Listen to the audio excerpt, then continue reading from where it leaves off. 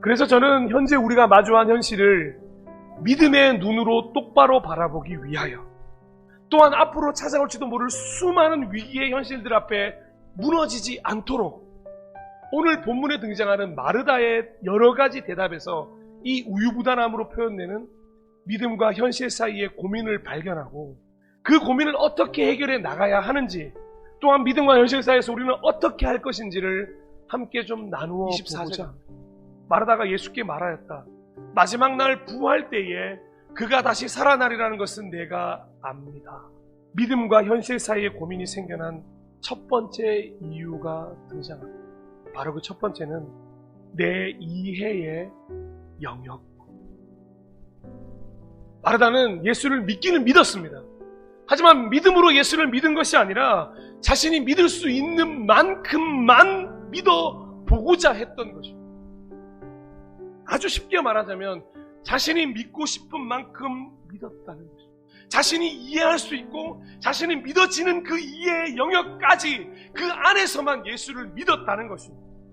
오로지 예수님을 나의 영역 안에 제한하지 않는 유일한 방법은 믿음밖에 없습니다. 믿음과 현실 사이에서 현실을 선택지 않고 믿음을 선택할 때 예수님이 얼마나 큰 영역에 사시는 분인지, 얼마나 한계가 없는 분인지를 발견할 수 있다는 것입니다. 27절 말씀. 마르다가 예수께 말하였다. 예 주님, 주님은 세상에 오실 그리스도이시며 하나님의 아들이심을 내가 믿습니다. 마르다는 믿음으로 고백하는 것 같아 보였지만 그저 베드로가 했던 그 2% 부족한 고백밖에는 되지 않았던 것입니다. 이렇게 대답했어야 합니다. 예수를 믿는 자는 죽어도 살 것입니다. 예수를 살아서 믿는 자는 영원히 죽지 않을 것입니다. 예, 제가 믿습니다, 주님! 이라고 말을 했어야 합니다. 하지만 그녀의 고백은 그렇지가 않았습니다. 여기서 두 번째로 믿음과 현실 사이에서 방황하는 이유를 발견하게 됩니다. 바로 진짜 신앙 고백의 부재입니다.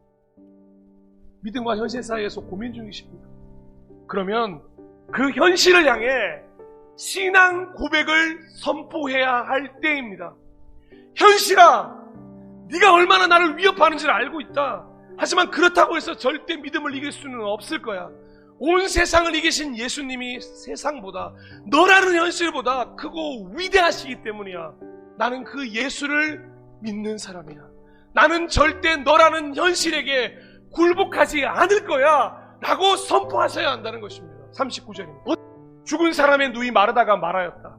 주님, 죽은 지가 나흘이나 되어서 벌써 냄새가 납니다. 왜 연락을 하는 거예요 대체? 저 냄새를 왜 우리가 맡아야 하나요? 여기서 믿음과 현실 사이에서 고민하게 되는 마지막 세 번째 이유를 나누도록 하겠습니다. 바로 현실의 무게감입니다. 믿음은 눈에 보이지 않고 현실은 너무도 명확합니다. 믿음은 한없이 가벼운 말장난 같아 보이고 현실은 감당할 수 없는 시험처럼 보입니다. 아무리 노력해도 현실의 무게감을 조금이라도 덜어낼 수가 없었습니다. 그런데 그때 우리가 한 가지 잊고 있는 사실이 있다는 걸 아십니까? 함께 들어줄 예수님이 곁에 계시다는 사실. 사랑하고 존경하고 축복하는 예배자 여러분, 믿음과 현실 사이에서 이제 그만 고민을 끝내셨으면 좋겠습니다. 이제 우유부단함과 작별을 고해야 할 시간입니다. 믿음을 선택해야 할 때, 하나님을 선택하고 말씀을 선택해야 할 때입니다.